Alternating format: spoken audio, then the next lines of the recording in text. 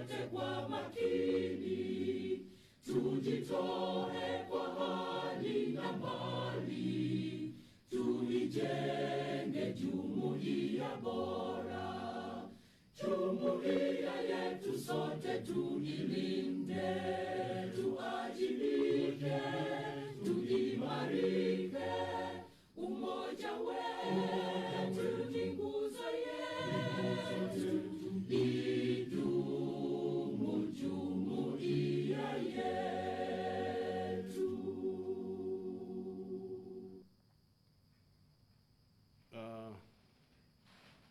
The people of Uganda, greetings. I congratulate all the Ugandans on finishing the year 2020.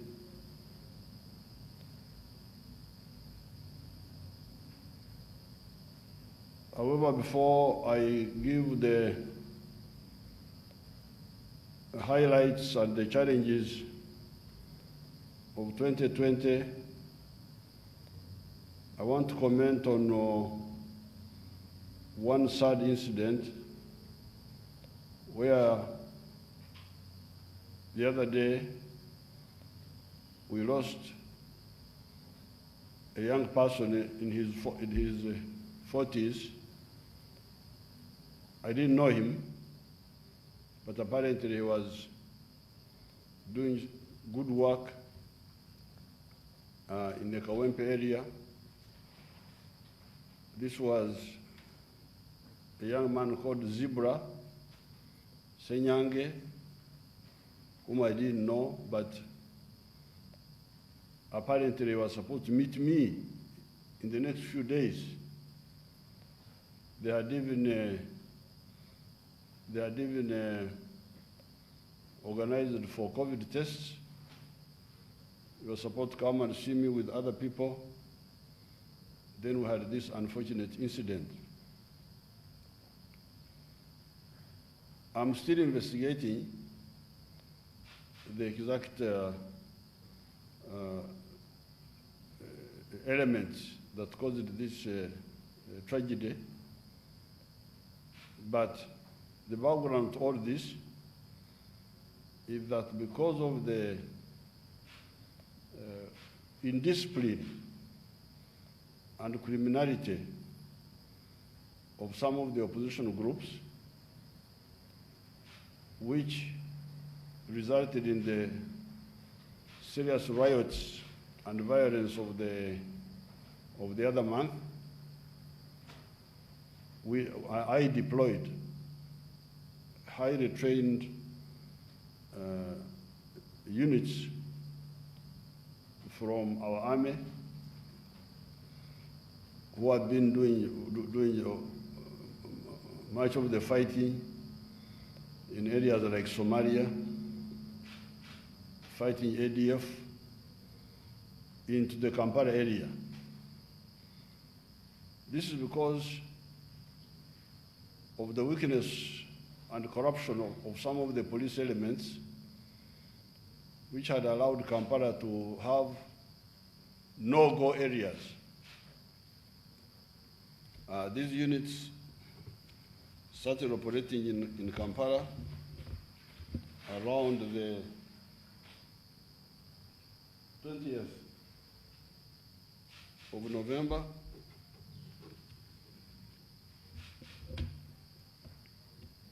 And they were able to deal with some hardcore criminals in all these areas. For instance, on the 20th of November, in Makere Kivuru, also known as Kagugube, there was a hardcore criminal called Sema and Joshua, who attacked these security forces with hammer, and they shot him dead. They killed him.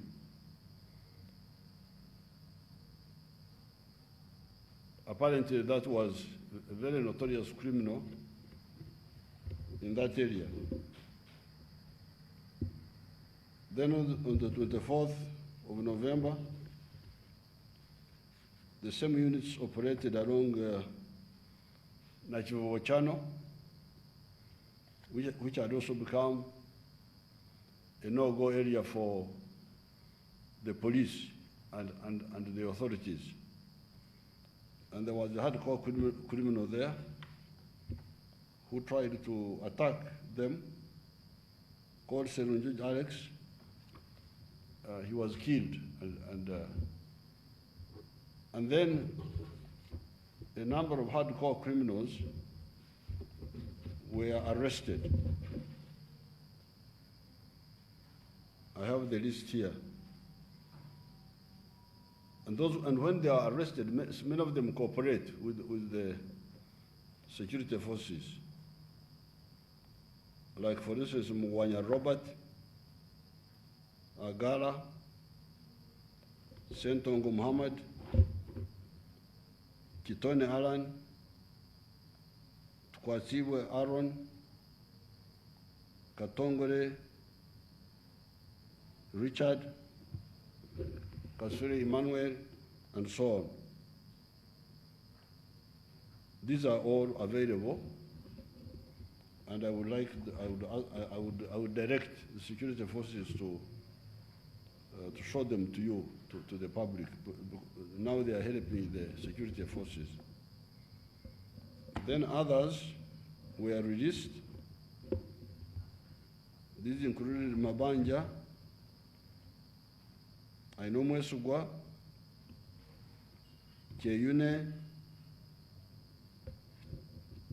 Demirire, Kabega,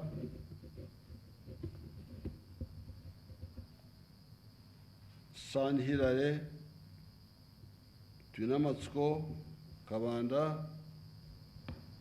Waswa, Kamya Kabenge, and so on. And then those taken to court included Muchibi, Kayaka Sara, Damula, Josephine Nwamanya, Naiga, Nantumbe Carol, Samokora Suman, etc. So this operation against people who were misled by really two actors. Number one, the police. The police being corrupt, being weak, not responding to the cries of the people.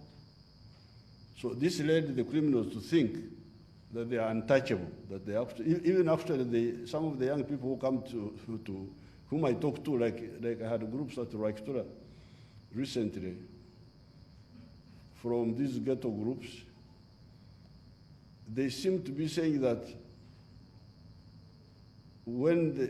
for them to work for peace, it is a favor to the government. When they come to me, they want money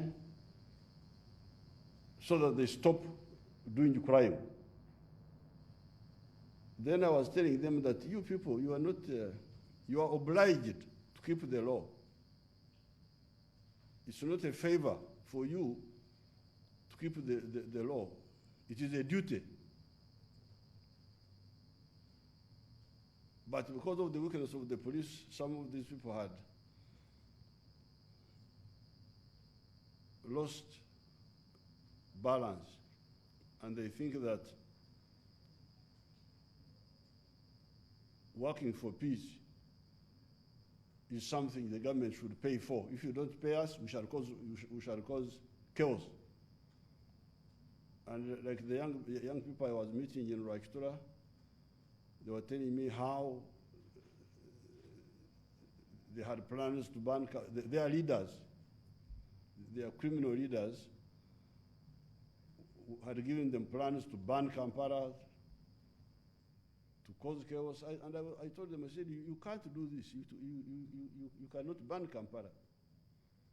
If you ban Kampala, if you try, forget you will not succeed, but if you try, you will perish.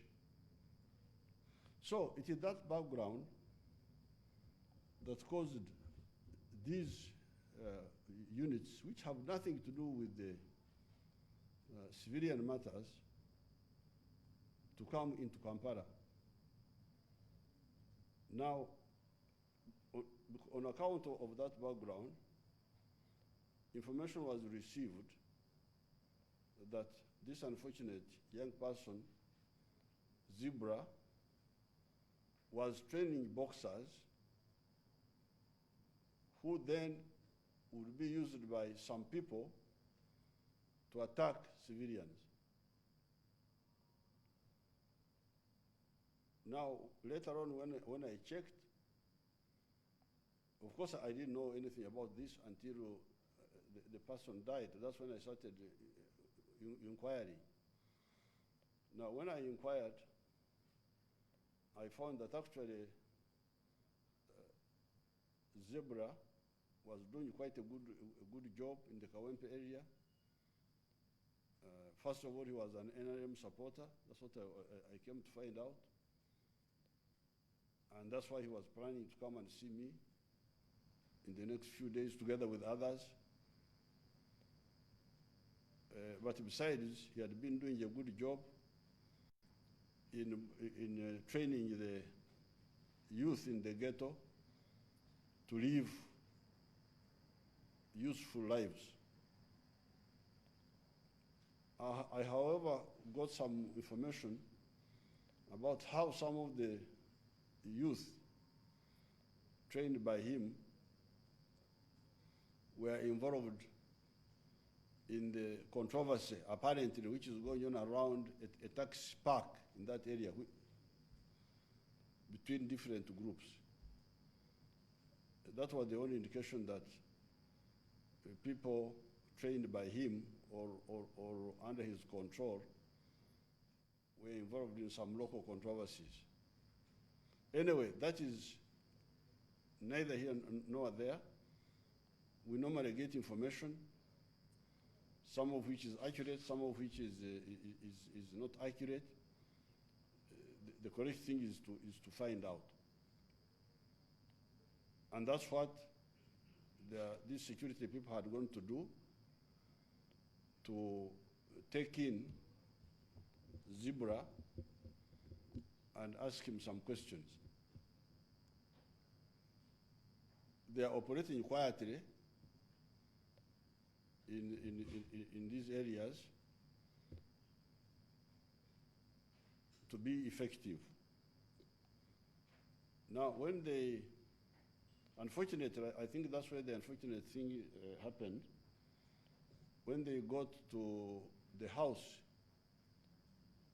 at around 12, at 3 minutes past midnight, they knocked and they wanted people inside to open for them, but the people did not open.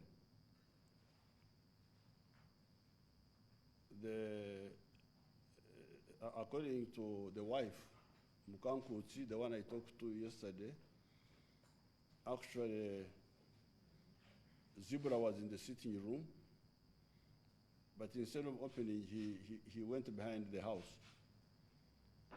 When the wife came, she's the one who opened for, she heard the soldiers trying to break into the house because they broke the glass, I think. Then she heard that she was somewhere, she was dealing with her chicken. Now, when she came, according to what she told me, she's the one who opened for them, for the soldiers. They entered, but Zebra had gone.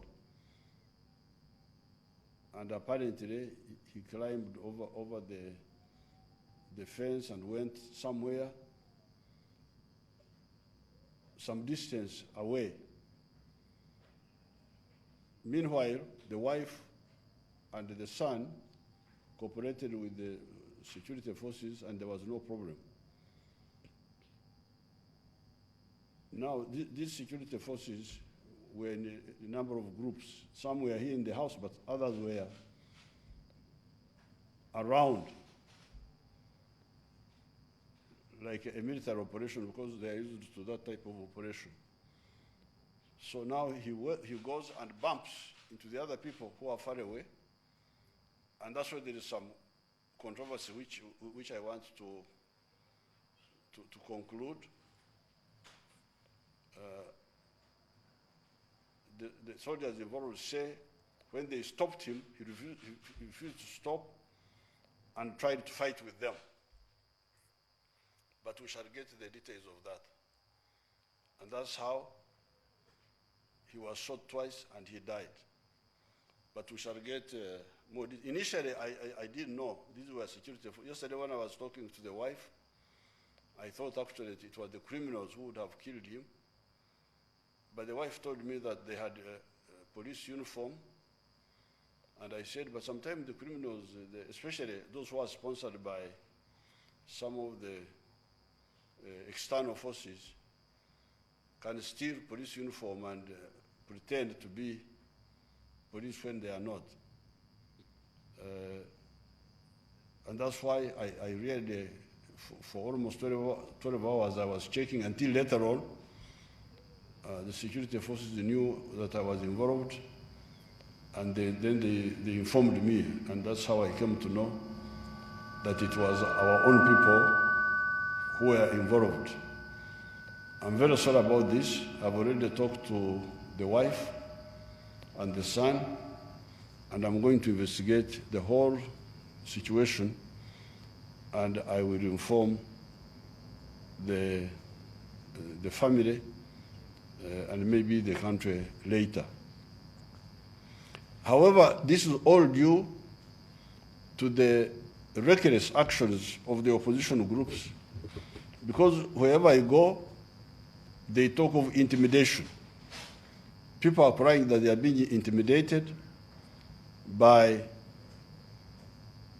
the opposition elements. The other day I was in Mawokota, and the Honorable Nakawuchi was crying about intimidation by the group belonging to NUP, that they were threatening people that if they don't vote for them, they will kill them. Well, I told Nakawuchi that that will not happen, and I would like to get details of those who are doing that, and we shall deal with them. The other day I was in Rakai, it was the same story. I therefore would like to advise the opposition, especially those who are fond of this, these particular groups, that this will not work, for them especially. Nobody should intimidate the people of Uganda. If you have got a point of view, convince the people. Don't intimidate, either by word or by action. We are not going to tolerate it. So these tragedies like this one are caused by that background of recklessness.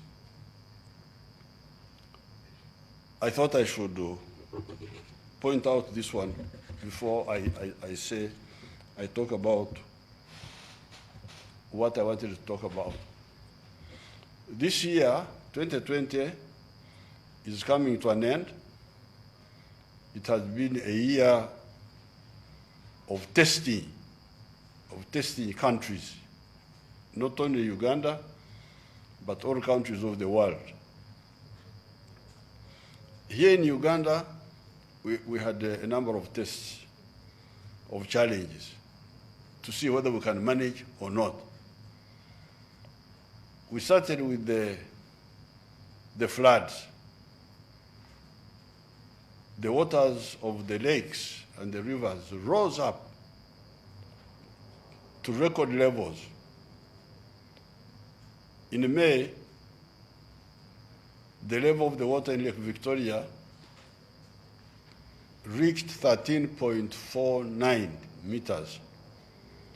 This is the highest ever in all the recorded history of Uganda.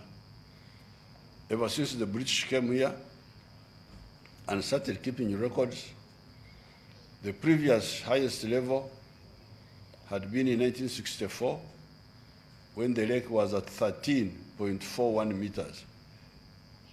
But this time, it went to 13.49. Even today, before I came here, I checked with the engineer who deals with water. He's saying that the water is still at 13.22 meters. This is incredible. It has been at that high level now for almost a year. And yet, at Jinja, they have been releasing water. At one time, they went up to 2,400 cubic meters of water per second. The normal release at Jinja is normally 800 cubic meters per second. But this time, they had to go 2,400 cubic meters per second to make sure that the water in the lake does not swallow the countryside around. Even today, they are still releasing water at 2,000 cubic meters per second, and this has been going on for almost 8 months now. So you can imagine what would have happened if we didn't have this capacity of releasing water at Jinja. In 1964, when they had those floods, the maximum they could release at Jinja was 1,300 cubic meters per second. But this time, we are able to go up to 3,000 cubic meters per second. That's how we were able to control these floods. So, challenge number one were the floods. People were worried that the water could destroy the power stations along the Nile. Then we had the floating islands caused by the high water. Again, relying on our internal means, we were able to scoop out all the floating islands along the Nile. That was challenge number two. Then we had the landslides in the mountain areas. Again, we dealt with those. Then we had the locusts in Karamoja. Because the system in Africa and Arabia has broken down. In the past, the locusts were handled in Yemen and along the Red Sea in Somalia, in Eritrea.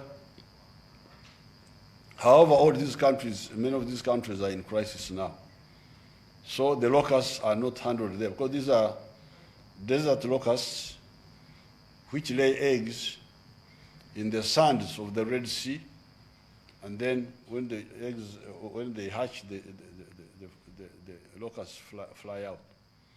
In the past, they used to kill the young locusts, which the Wanyankore called Eptotera, kill them near the breeding site.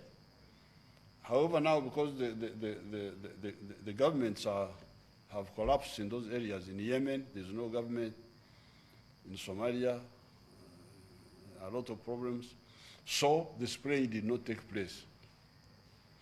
Therefore, the locusts multiplied until they were fully contented that they had multiplied incredibly.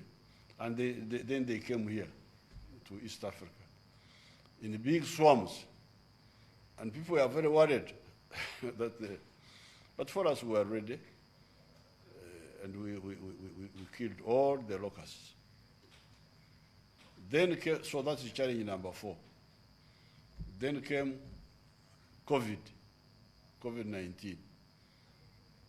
I appeal to you, I say, please, this disease is avoidable.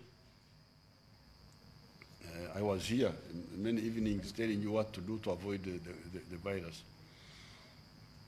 Initially, there was some cooperation. Then, at some stage, some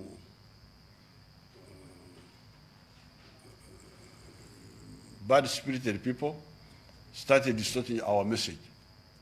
We are using Corona to stop the freedom of the people. Fine. So after some time, I say, okay. After resisting for some time, we also told you how to open safely. You can open, but don't be too many in the vehicle. Don't be too many in the room, in the hotel. Don't hold public gatherings. Churches can open, but have a few people there. But some people said, no. That fellow is talking nonsense. So they ignored our advice. And then the infections went up. And the death rates went up. I think the deaths are now 251. This really, God is, there you are, that the people who have been infected so far are 34,000. The ones who have recovered are 11,000. The ones who have died are 251. This is a miracle, because in other parts of the world, like in the United States, we are talking of almost 400,000 people who have died. There are 300 and something thousand. So this has been a challenge. Now, in the next few days, I will have a meeting with the National Task Force, Health Task Force, to decide on the issue of the vaccine, because there have been some vaccines which have been developed in the United States, and also some in China, and some in Russia. I even hear that Iran has developed a vaccine also. Even here, we are working on a vaccine, but we delayed here. There were some delays because of the wonderful civil servants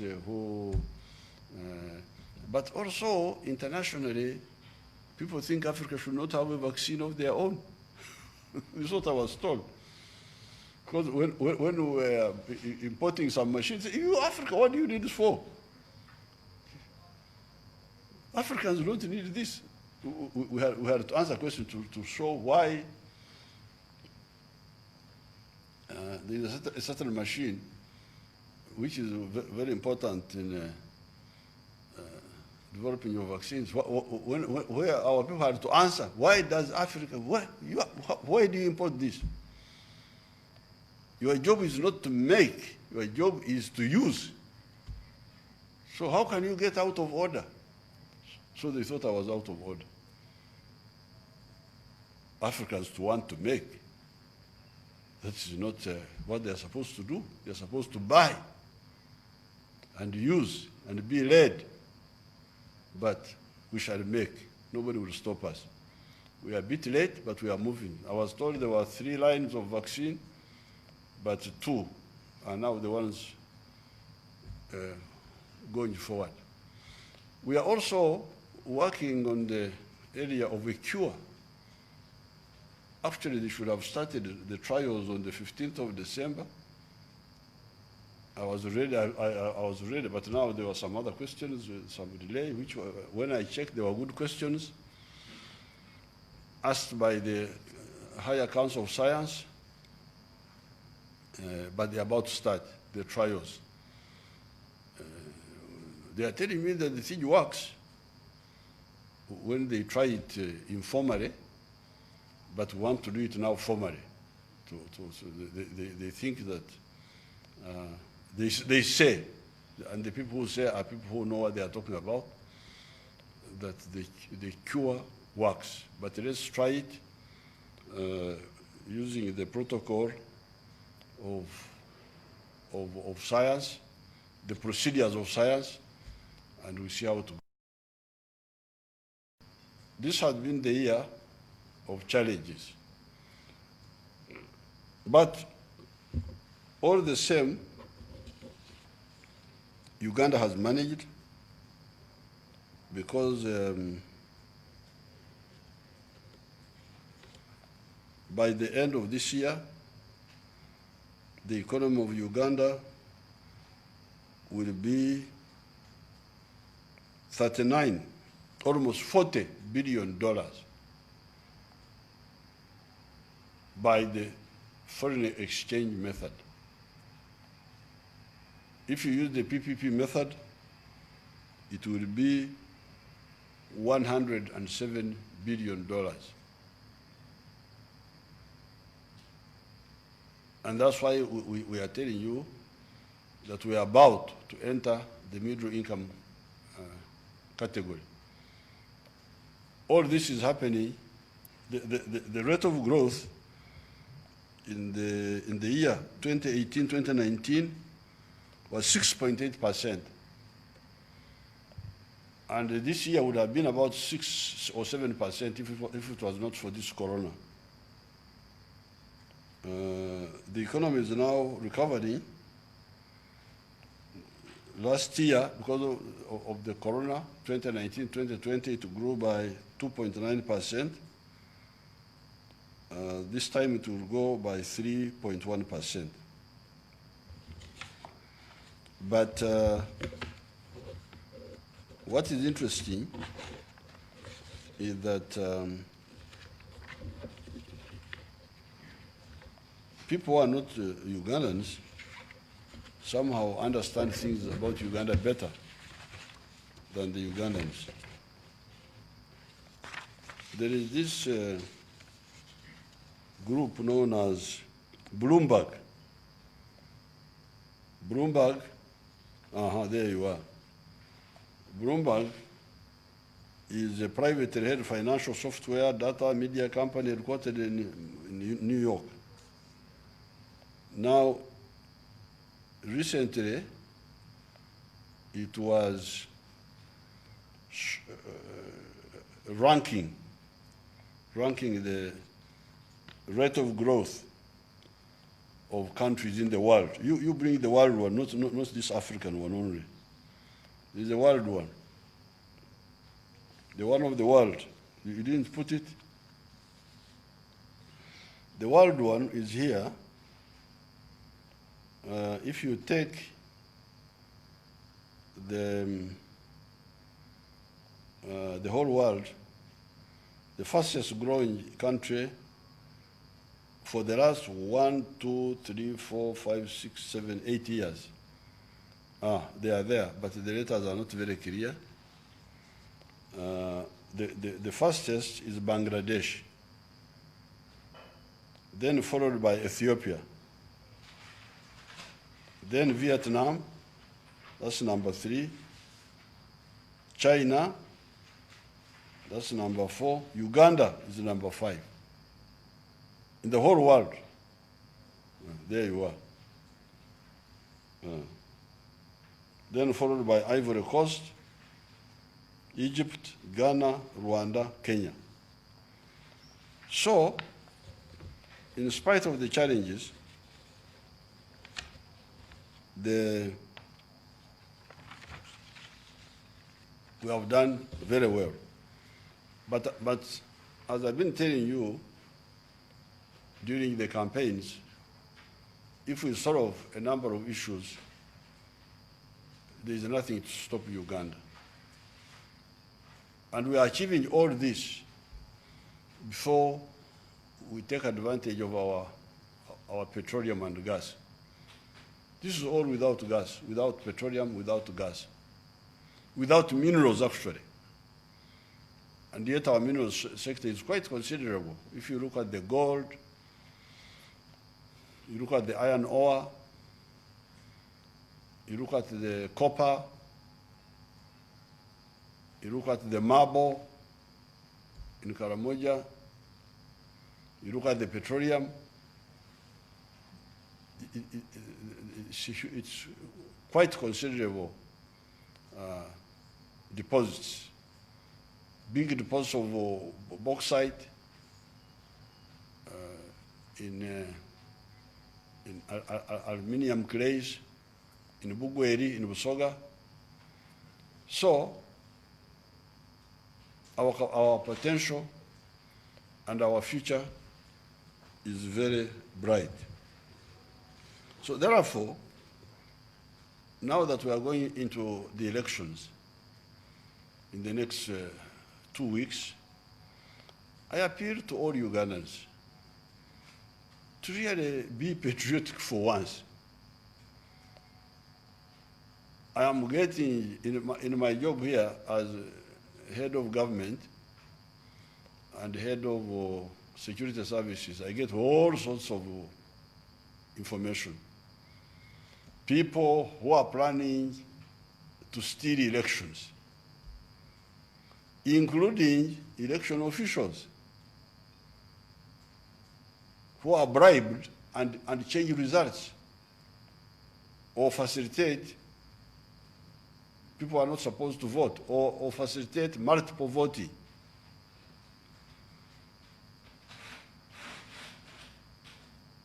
Then you have the ones who think they will use violence to alter the wishes of the people.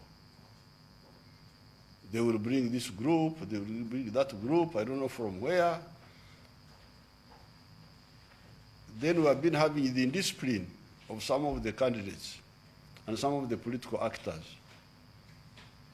I hear that the police has finally acted firmly against some of them. That's what I heard.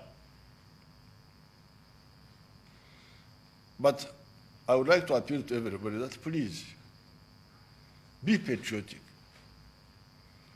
Do not seek to distort the wishes of the people of Uganda.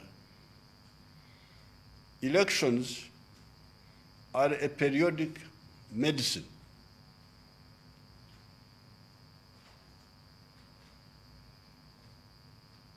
And that's why elections should not be interfered with by anybody.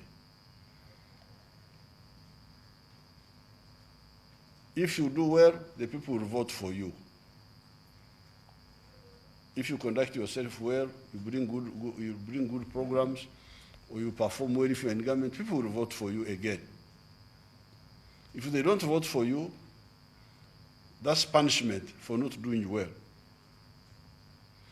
In that way, we make elections a disciplining method for political actors, so that people learn to know that if you are in leadership, you must solve the problems of the people so that they can elect you again. Now, when you bring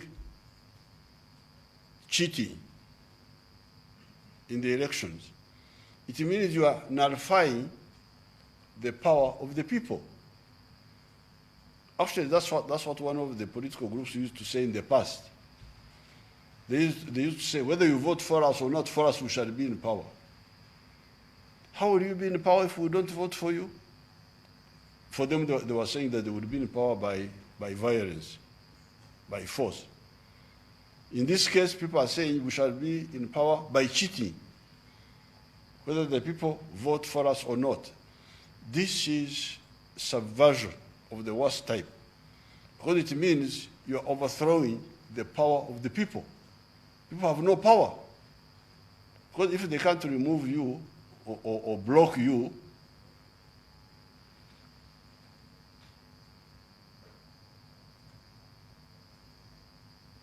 when they are not happy with you, then how would they solve their problems? It means that the Constitution has no meaning. So therefore, I want to warn all those involved in this. Do not miscalculate. do not miscalculate. I am here in two capacities. First of all, I have been elected by my political party and by the people of Uganda repeatedly to look after their affairs. And I cannot allow their affairs to be messed up by criminals. You better note that. I will not allow the affairs of the people of Uganda to be messed up by criminals and the traitors. Because if you cheat the people, you are a traitor. The Banyankole say, you are a useless person like a child who steals from the mother. Because if you can steal from your mother, what are you for? Your mother is Uganda. You have no right to steal from Uganda. All of you who are involved, please stop, because I know. And I will act.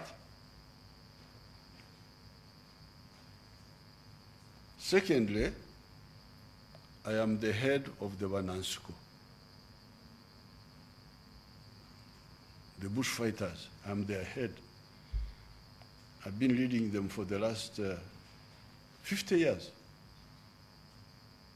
since 1971, if you don't include the student years. So we cannot allow the revolution of the people to be destroyed by crooks. So therefore, I appeal to everybody concerned, please, in the remaining weeks, excel in conduct. Don't excel in misbehavior. Try good behavior. I've been campaigning I was campaigning for 2 months. I never held a single rally. Nor did I stand up in the car to wave, to show myself how beautiful I am, how handsome I am.